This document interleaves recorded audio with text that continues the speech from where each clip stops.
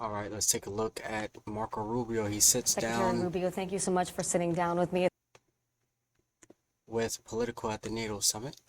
It's a critical moment for the nation, the world, and at this historic NATO summit. No, thanks for doing this. I know you have a very busy day ahead, so I'm going to dive right into it. I want to start with some of the reports overnight. CNN and the New York Times are reporting that early intel suggests Iranian nuclear facilities were not completely destroyed, and the Times is reporting that the nuclear program was only set back a matter of months. Now, look, I know it's obviously quite early. The president is vehemently denying the veracity of these reports, but can you give us, now that we've had a little bit of distance, the latest battle damage assessment? Well, I can't talk to you about intelligence. I can also tell you that intelligence leaks are one of the most frustrating things anywhere. Not just because you got somebody who has access to this putting stuff out there, but because it's so often mischaracterized.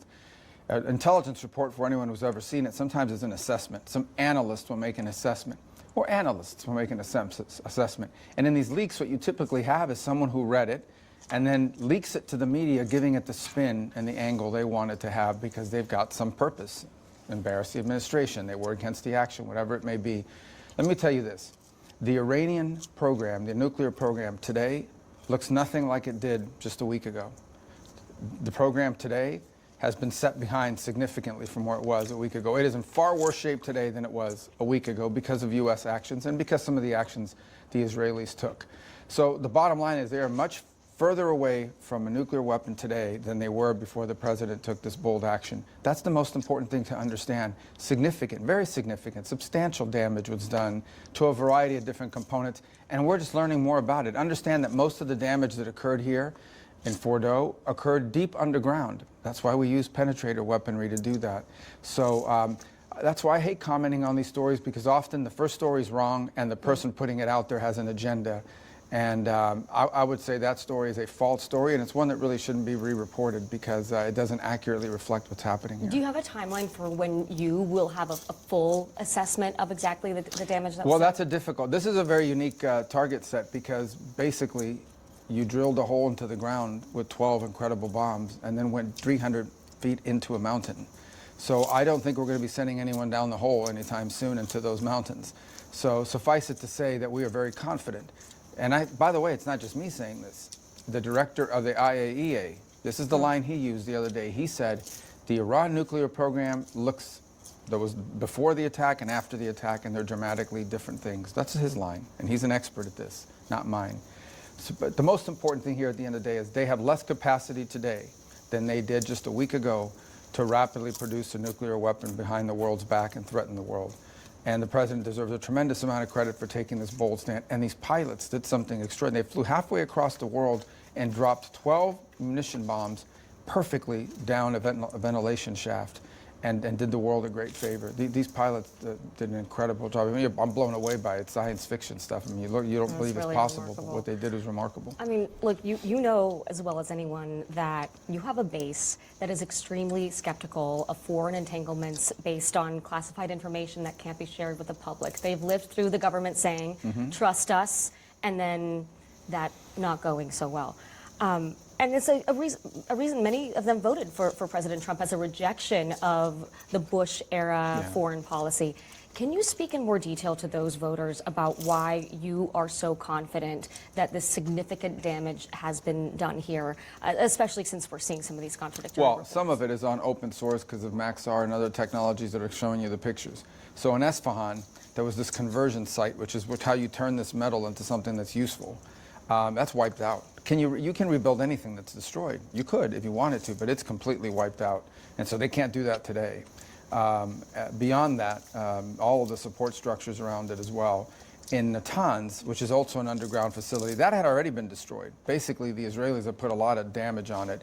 And then the United States went in with 2 additional heavy munitions that penetrated into the ground and did more damage. So it was already in bad shape and unusable, and now it's worse off. The hard one, the one that was really difficult, is Fordo, because it's buried underneath a mountain at about 200 to 300 meters underground, and meters or feet, I forget, 300 underground. It was deep. And there's no doubt in our minds it's very significant, substantial, lasting damage was done to their program. We will learn more and more about it, but the baseline is real damage was done. Of that, we're very confident. Does this we dropped mean 12 of these things into these holes. I mean, it's not like we just did a couple and see how it went. Does this mean the job is done and you can rule out the possibility of near-term future strikes? Well, that was never the goal here. The goal the president set out was 3 nuclear sites. He targeted them. He says, I want a one-off campaign in which we go in, wipe out hit 3 nuclear sites, hit them hard, and get out without any loss of life. And the mission was achieved, and without any escalation. And the mission was achieved. The truth of the matter is that happened on Saturday night. By Monday night, we had a ceasefire, so 48 hours later. So not only did this bold move by the president, and he deserves a tremendous amount of credit for taking this bold move, not only did this bold move have impact, but I actually think it helped end the conflict.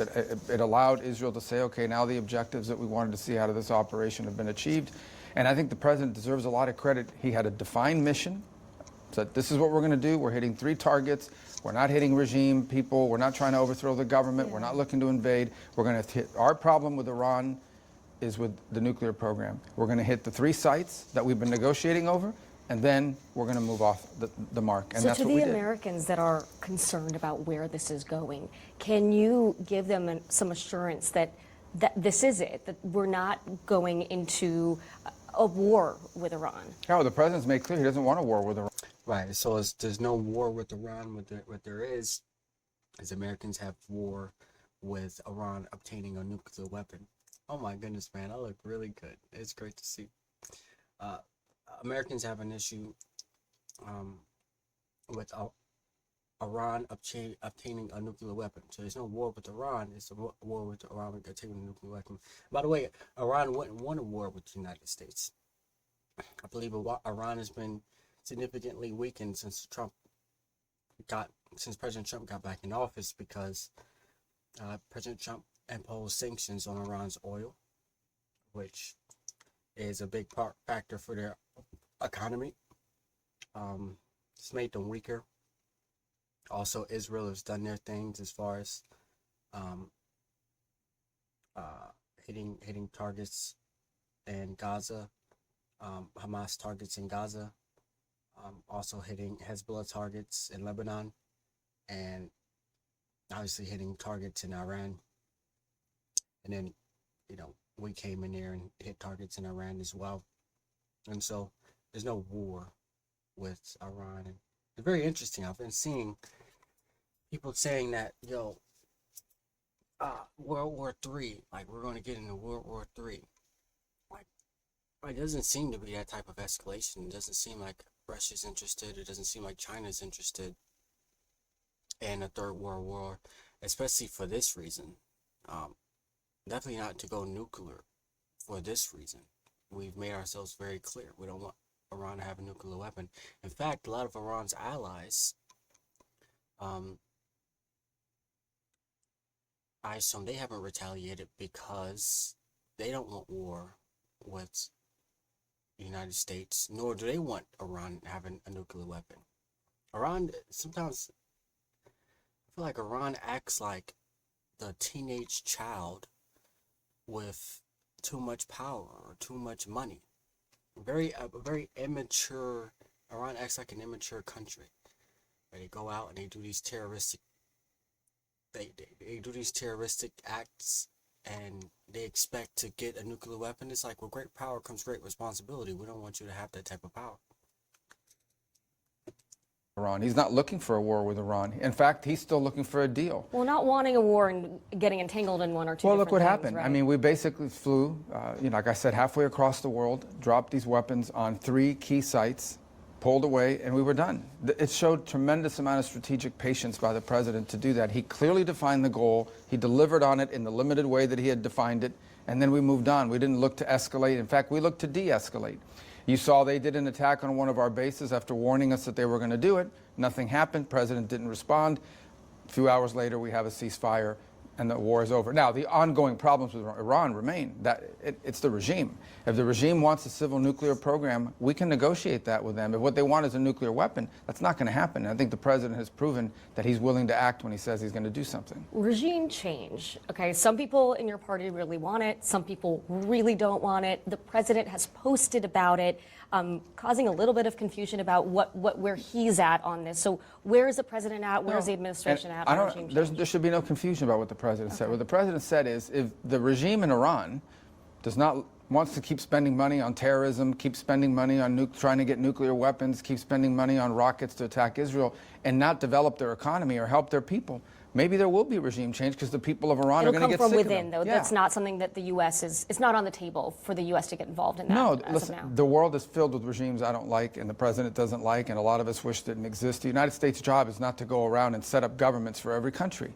The United States' job is to protect our national security. Our national security issue with Iran is with a clerical regime that wants nuclear weapons so they can threaten us, threaten Israel today, threaten us tomorrow, and the president's made clear that's not going to happen. That's what he's focused on. I think what he was commenting, which is exactly right, is, look, if your country continues to fall behind economically because you're living under sanctions, because you insist on sponsoring terrorist organizations around the world and spending all your money on Hamas and Hezbollah instead of on your own people, yeah, maybe there will be regime change, but it's because the people of Iran will do it. But that's not our plan. It's never been our plan. He's never once talked about that being our plan.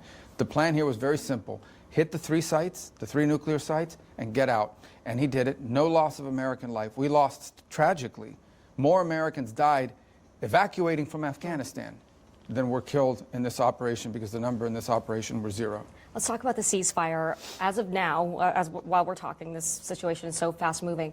It seems to be holding after some scolding from President Trump for some bad behavior on both sides. But what exactly are the terms, and what incentivizes both sides to stick to it, particularly Iran? Well, the terms are very simple, and that is that Israel said that they had finished their mission. From the very beginning, the Israelis had a defined list of things they wanted to achieve. And once they were done with those things, militarily, they were done. They had achieved those things. They had achieved those things by Sunday night, Monday morning, and they let us know that after their current operation that was ongoing, they did not intend to conduct any further operations unless they were attacked by Iran. And it was at that point, when the administration messaged that through intermediaries, the Qataris and others, that the Israelis had informed us that the current operation was their last operation unless they were attacked. And so the message was simple. If once they leave, I don't remember the time, it was maybe 3 a.m. Jerusalem time, once that was done, if Iran didn't hit back, Israel wouldn't hit back, and the war was over. That message was passed. Anytime you do these ceasefires, because we lived this experience, for example, with India and Pakistan, there's always a few skirmishes. Maybe someone's clock was set wrong, and so they missed the time. In this particular case, unfortunately, tragically, in those final hours, there was an attack that killed people in Israel, so that really stirred things up. It hit an apartment building and literally murdered people living there. And then there was the stray rocket that was launched. We say stray because it was a one-off, it wasn't part of a wave, and the Israelis were going to respond to that. And the president gets on the phone and tells them, don't do this. If you do this, it's going to restart the thing all over again. And the Israelis turned around and came home, and so now that's the understanding. He was frustrated. He dropped an F-bomb. I haven't heard that from him in public before. Well, whatever it takes. But the point is that, and look, and it was the right move on his part. He's the only person in the world that could have gotten those planes to turn around. And it was not an easy decision for the Israelis, because they just had, I think at the time, the death was up to 5 people in this building. Beautiful people, beautiful family, young people that had been killed in that strike. So it was tough. But Israel had extraordinary success. I mean, they literally wiped out the upper tiers of their leadership. Their air defenses are gone. Iran can't defend their own airspace. So Israel was done because they had achieved their objectives. Speaking of something no one has done, a lot of presidents have wanted NATO members to spend more on defense. The big headline coming out of this summit is that the NATO countries have agreed to raise their defense spending to 5% of their GDP. You know, the president has had a tenuous relationship with NATO, with the EU as well. What do you think this new commitment from NATO will do to the relationship? What kind of impact will it have? Will it strengthen? It should strengthen it. I mean, I would call this the Trump summit, because this really tracks back, I believe, to 2018 in the first administration. You've got his branding knack now. Well, I do. Okay. Well, yeah. I guess it gets catchy, because The reason why is because in 2018, I believe it was at his first summit, maybe it was 2017, but a while back, in his first administration, he challenged NATO. He had a chart, and he brought out and he said, look at these countries, do a 0.9% of your spending on GDP. He embarrassed a bunch of countries. And it set in motion a series of events that pressured our European partners to spend more on defense. I get it. They've got these vast social safety network programs that they provide, and so every dollar you spend on military is money you're taking away from education, healthcare, all the stuff that people have come to benefit from in your government. And so these are tough decisions. But look where we are just a few years later. The combination of pressure from President Trump in his first administration, and then a full invasion and war in Europe by Vladimir Putin, has led now to virtually every country every single partner in the NATO alliance pledging to get to that 5% mark, with the exception, unfortunately, of Spain, which has... What are you going to do about that? Well, it's a problem. I mean, it's a big problem. They claim they can do it for less, but Spain right now has deep internal political challenges. They have a left-of-center government that basically wants to spend very little to anything on military. And they've been recalcitrant. I think that's one of the topics the leaders are going to have to confront today. It's unfortunate. Spain is a country with capability. And is a contributor. I mean, they send troops, they're training troops, and they can do certain things. We have a presence there on the ground.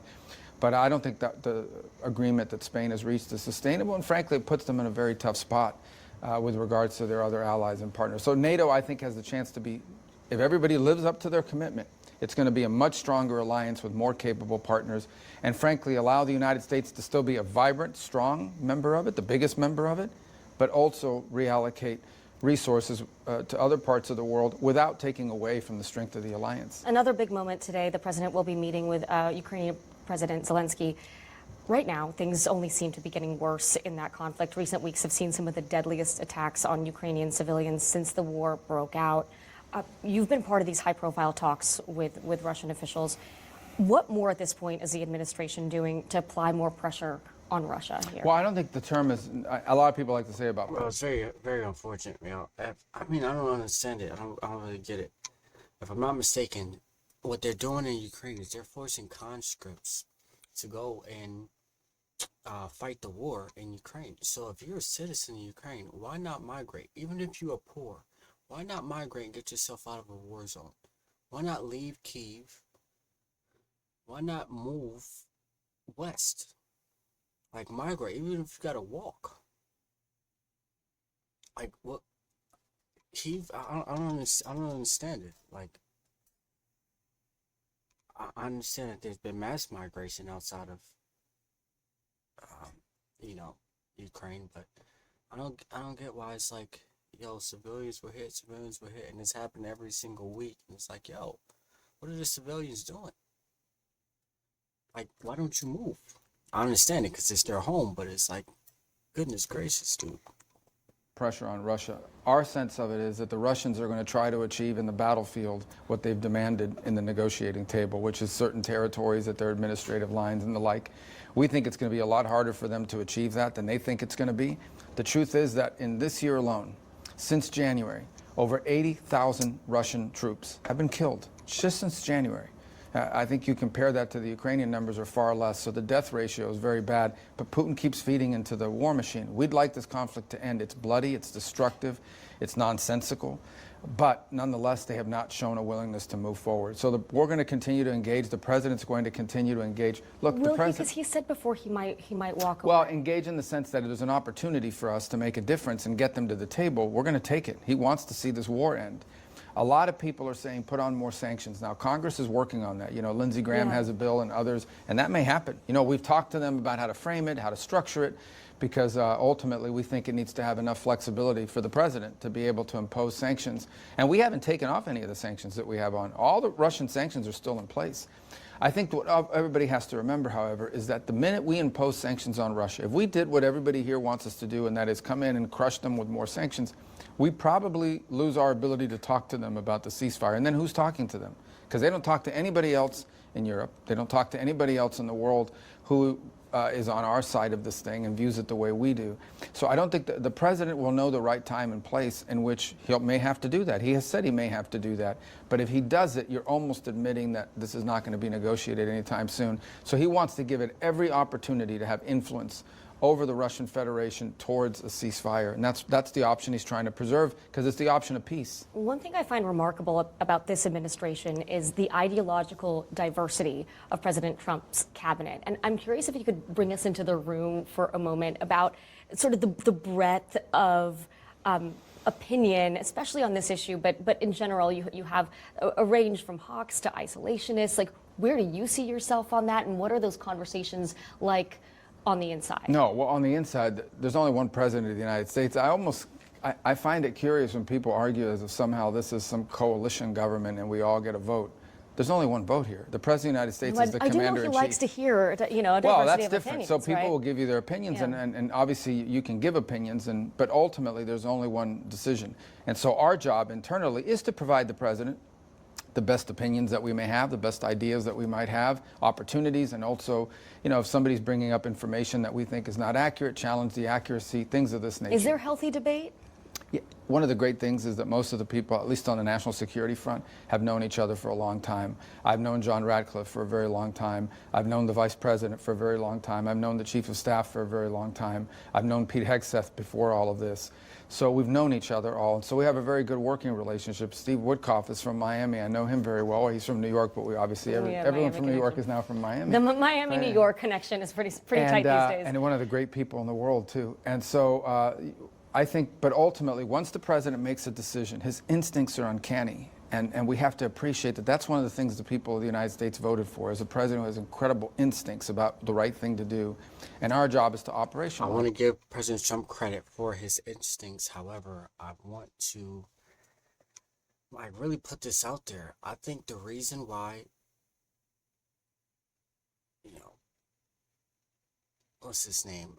JD, our federal chair, our chairman of the Federal Reserve, I think the reason why he won't lower interest rates is because of the tariffs. Now, I agree with the tariffs to a certain extent, but I also agree with President Trump saying, lower the interest rates so that our country can save a lot of money. And so President Trump, he has that flexibility to lower the tariffs, and Chairman Jerome Powell, he has the flexibility to lower the interest rates and to raise them. And so work with your flexibility, work with his flexibility. It seems like that's one thing President Trump hasn't been as flexible as I want him to be in order to achieve that interest rate goal. But I trust him, and we'll see what happens. I mean, it might not work out. The interest rates might not get lowered. We'll have to see.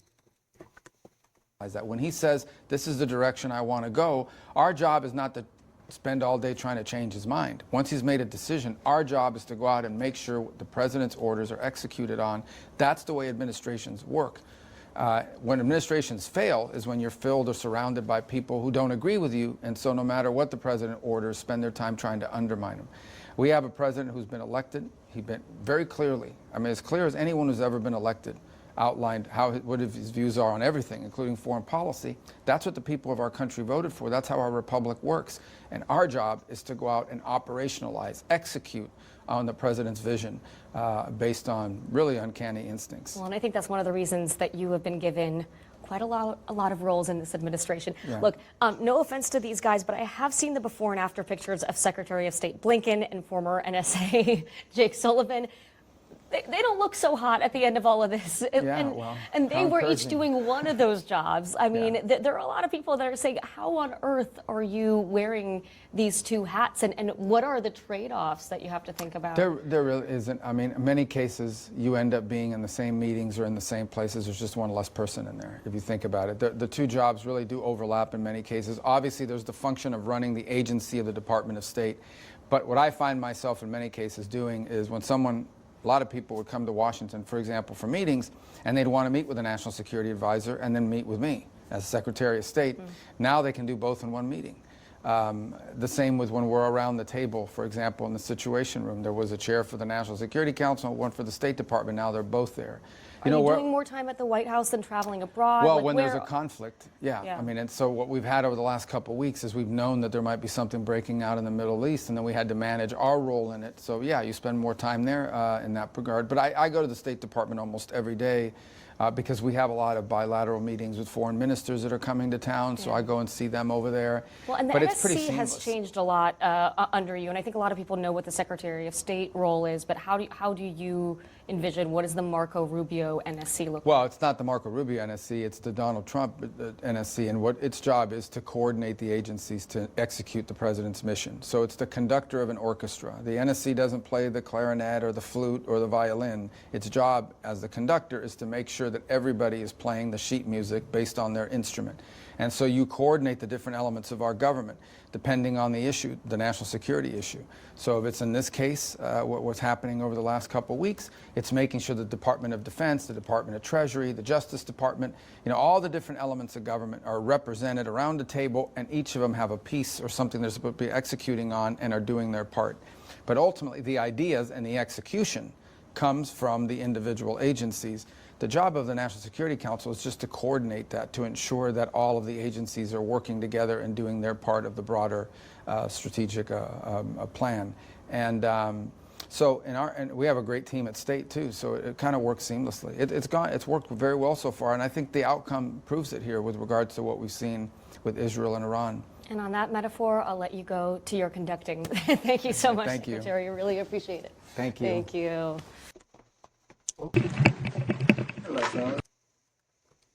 Yeah, man, I mean, whatever. Type shit. Leave a like on this video, also sub up.